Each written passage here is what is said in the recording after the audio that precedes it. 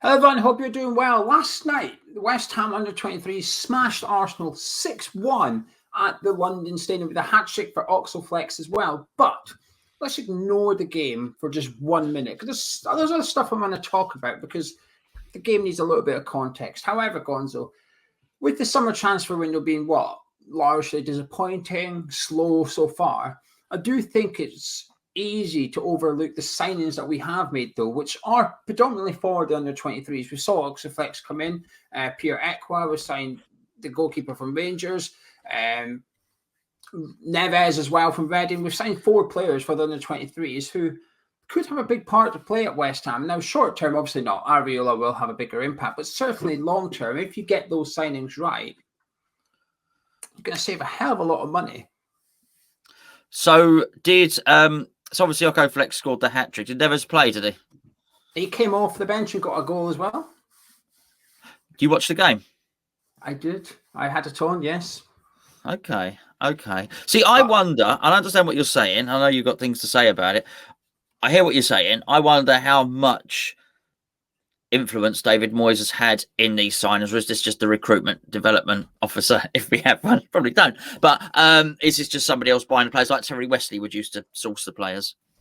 Well, I don't know the answer to that, but I'll tell you what has impressed me with David Moyes. First of all, he was in attendance with Stuart Pearce and Lucas Fabianski. Not the first under-23 games Fabianski's attended recently either, which perhaps gives us a little bit of an insight into what Fabianski's thinking going forward. But David Moyes attending the game. Okay. If you watched under-23s, I think you'd be forgiven for thinking David Moyes was managing the game, because this is what's impressed me the most. Not the scoreline, not the people who scored the goals. The similarities between the first team and the under-23s, the way they played, it was like a continuation of the first team. And it's been a long time since I've seen that West Ham. When Pellegrini was here in particular, we'd play one way. The under-23s, who won the league that year, they played a completely different way. They played a different style of football. They played a different formation. And there was just no way you were going to be able to transition from the under-23s into the first team. And there was probably no desire either there from Pellegrini to have any players make that step up. But you get the feeling that Moyes wants to see players make that move. And this is the first time. I don't watch many under-23 games because they're not always that accessible anyway. It's usually the highlights you get, and that's it. But last night was streamed live on YouTube. Anyone could watch it. And I thought I was watching the first team, the way they played. They pressed high. The formation was the 3-4-3 that we've seen under David Moyes in the past as well. A lot of first-team players involved too. And it was a real good mix of the first team and the players that perhaps you would expect to make the step up to the first team as well. And that's why it was 6-1. It wasn't a competition. Most of the goals were self-inflicted by Arsenal. You can't read too much into the game itself, Gonzo, but the tactics were very, very similar. And that impressed me more than anything, I think. Just want to interrupt you for 1 minute and tell you about our sponsor, the OneFootball app. It's completely free to download, so get it, download it today. Links in the description and the pinned comment. It's the #1 football app for the football fan. In mine and Gonzo's opinion, nobody else's. But we use it every single match day because 1 hour before kickoff, we get our notification through from the app to tell us what the lineup is for West Ham and our opponents. So on Monday, you'll get Leicester's team as well. It combines social media and football, so you pick what you follow. And that means you pick what you see. Keep up to date with all your club's latest transfer rumours, injury news ahead of game week 2, and all the fixtures around the Premier League. Completely free to download, link in description and the pinned comments. Anyway, enough of me, enough of OneFootball, back to Gonzo. So, I know I did see, because the news flashed up, I know Coventry played and scored. I understand that. I understand Masuaku played, Yarmolenko played. So there were some senior players involved. Who played as the 3 centre-backs then? Baptiste, Elise and Ben Johnson. Ben Johnson played right centre-back, which we've seen Moyes use him in every position, really, haven't we? But he played right centre-back, and I have to say he looked damn good. He looked good. He did what Creswell does for us, which is carry the ball forward quite a lot, join in the attacks, push your mate Harrison Ashby. He started right wing-back. He pushed him up the pitch as well a little bit. He was really, really impressive. Connor Coventry started centre midfield with Lanzini. A bit of a training session for West Ham. I think you think those two would dominate whatever kids Arsenal have got out there. You'd think so, wouldn't you? Yeah, but Baptiste, I think, is interesting for this season because we've obviously loaned out Frederick Alves to Sunderland. And Moyes made a comment about Baptiste, and he wants to keep Baptiste around the first team. So to do that, he's got to get Alves out of the way, essentially. And I think that's intriguing. I don't know if that's an indication of Baptiste is ahead of Fredericks Alves in the pecking order, or it's a case of Alves ain't going to learn anything on the 23s. I need to get him out on loan kind of thing, or a little bit of both. But Baptiste, again, started last night. He breezed through the game, really. It was a bit of it was too easy. So tell us a little bit about Baptiste then, please. I've not seen much of him. What sort of player is he? What are you looking at there? I guess what you call a ball-playing centre-back, really. He looks like someone that he's got a big reputation among West Ham, if that makes sense. David Moyes is trusting him. He looked good pre-season. Whenever he played pre-season, didn't look out of place next to Ogbonna. Arguably looked better than Craig Dawson. Although I do say that Craig Dawson's got nothing to prove to David Moyes in pre-season, whereas Baptiste does. Baptiste has got a stake of claim. And I think he's doing that. But the comments from Moyes about sending Alves out on loan probably intrigues me more than anything that Moyes has said. I sort of ignore what he says about the transfer window to some extent. Moyes, he always trots out the same answer. But when he said that about Baptiste, I thought, this is interesting. This is maybe one of the youngsters that we could see feature this season. He was on the bench at Newcastle as well. So that's got to be an indicator that Moyes rates him, if you like. But we played very similar to football to the first team. Oko-Flex got a hat-trick, started left wing, and Yarmolenko right wing, who... Do you know when you can... It's a bit like... Do you know when you're at school and you're like 14, you play with the 12-year-olds? There's only 2 years difference, but there's like a big difference in terms of physique and football. And it was a bit like that. Watching Yarmolenko play last night, it was a bit like he was just dribbling around players if they weren't there. They were practically cones for him. Mipo de Becco up front. Go on. Do you you know my thoughts. What are you saying? Yeah, do you know in pre-season you thought he was a bit more urgency, mate? But try hard. You know, that's what I wanted to see. And that just continued. He scored the first goal of the game. It was a fantastic finish. Don't get me wrong. It was an instinctive finish. The ball fell to him, bang, in top corner. Set up, had a big hand to play in one of the later goals. But when everybody was pressing, everybody was closing down and stuff, didn't really see it happen by Mipo as much. Well, if what you say is true, and there's no reason to doubt it, that they're trying to mirror and echo what the first team are doing, then if you are someone that's playing in a position, look, if you are going to play, it's like you say Ben Johnson, he played as a wide centre-back, he looked a bit like Aaron Cresswell, well, you better, because that's going to be what Moyes wants you to do. And it's going to be the same for every player on the pitch there. And you're gonna, if you're playing as centre forward, you're gonna have to mirror what Mikel Antonio does, or as close to it. And I'm not saying you've got to be a clone as a player, but if you are aware of this, you've got to be aware of Moyes' mantra, which is don't run, don't play. And if you do, then you're going to warm to him. I don't think, I'm still unconvinced that Benrahma was Moyes' signing. I am unconvinced. So Benrahma had to go a little bit further to prove himself to Moyes than Jared Bowen. Jared, you know, because he's thinking, okay, I've got Bowen, I've seen him play, so on, I know all about him, so on and so forth. And also, we do know, I might have this slightly wrong, but Bowen played under Steve Bruce. I might have that wrong. If Bowen did play under Steve Bruce, well, Steve Bruce is Moyes' good mate, so he would have been on the phone to him saying, well, you know, what's Bowen like? He's more ready to accept it. This is my player, my choice. He gets in. Benrahma, if he's not, Benrahma's had to do basically a season of running and tracking back to prove that he's going to do the hard work that Moyes will turn around and say, okay, you're now my guy. Carry on doing that hard work and you do all the flair and stuff you want as long as you do the jobs that I have attributed to you. If Oko-Flex, if Odebeko is not going to do this, it almost doesn't matter how talented he is at putting the ball back in there. He ain't going to play because we saw that with Chicharito.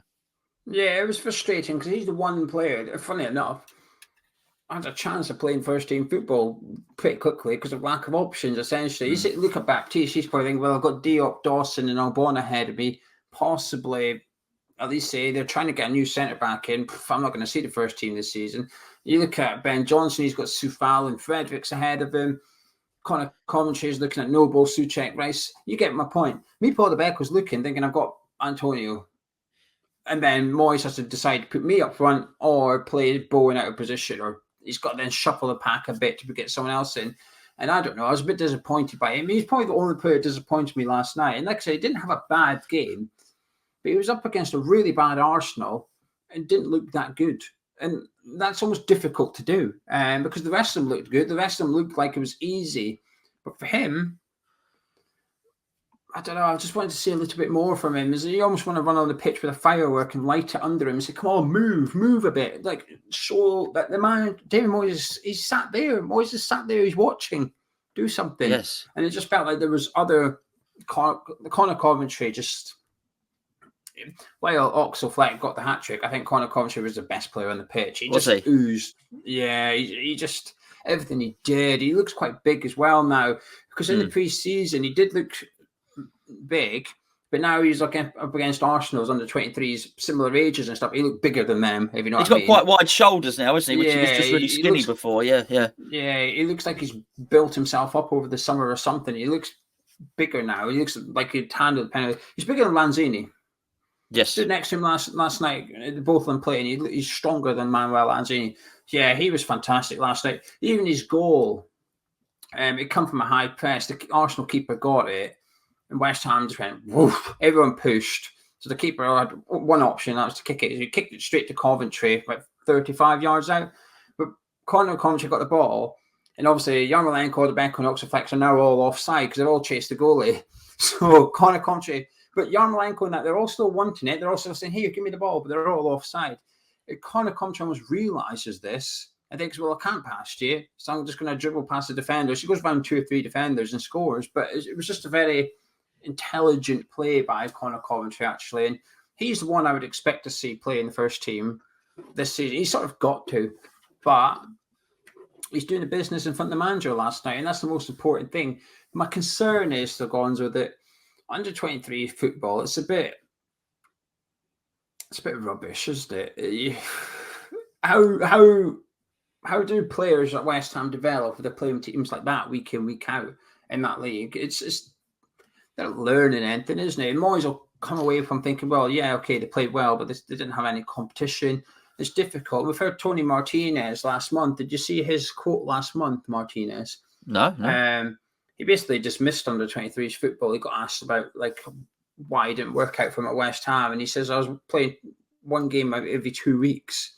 He says, rubbish. What am I meant to do? He says, I went out on loan. I enjoyed that. I benefited from that, but I come back to West Ham, one game or two every 2 weeks. He says, you can't do that. It's not enough football. You need football. We weren't playing football. And that doesn't help when somebody who's been in the under 23s team sort of dismissing the competition entirely. I don't know. But anyway, good 6-1 win. Yeah, nice. I think on that, they're probably going to need to address a couple of restrictions just because I know I've been saying it a long time, but I still don't think we've seen the fallout from COVID yet. I am expecting a mass panic on. Well, look, clearly we'll do a transfer deadline day video, and I think it's possibly going to be the busiest one yet because I'm not expecting us to bring Kylian Mbappe in or anything like that, but I do expect a lot of our players to go out on loan really quickly because I just think they can't. I don't blame the Championship clubs for bluffing it, but their skin. And up until now, they're probably thinking that, but then they're going to get to the end. I don't know if you know what's happening at Derby at the moment. Yeah. Okay. Well, poor old Derby have got no players really. They have the under 23s. I think they've actually got the under 17s out at the moment. I don't even think they can fill the bench up. It's been the guy that owned it. His name Morris. Morris. I might have that wrong. He's made a complete hash of it. Quite frankly, allegedly, my opinion. And they don't have any players. So I think you're going to get teams like that, and they're not on their own, where they're going to think, well, hold on a second, we just can't fill up our squad. I think we'll get to the end and they will be contacting Premier League teams and saying, can we borrow this guy? Can we borrow this guy? Can we borrow that guy? And actually, I think it's incumbent upon the FA and the EFL and the Premier League, whoever's doing the restrictions about only 2 players per club, I think going to have to lift that and just accept that we are in exceptional circumstances. You're going to have to allow football to help each other and allow other clubs to survive. I don't mean take the mickey. I don't mean Leicester can pack 5 Chelsea players on loan into their squad. I'm not talking about that, but I'm talking, if they're very easy to do, make it lower Premier League to lower leagues, and just allow them to take as many as they want in that respect. So I do hope that some of that will be rectified with what you say, your concerns about the uncompetitive nature of under-23 football, that actually we will get 2 or 3 of those guys out playing competitive football in the lower leagues, probably, mate. Anang smashing it. Stevenage? Anang is on loan to Stevenage, I think, or is it Accrington Stanley? Or is it Stevenage or Accrington Stanley? It's one of them.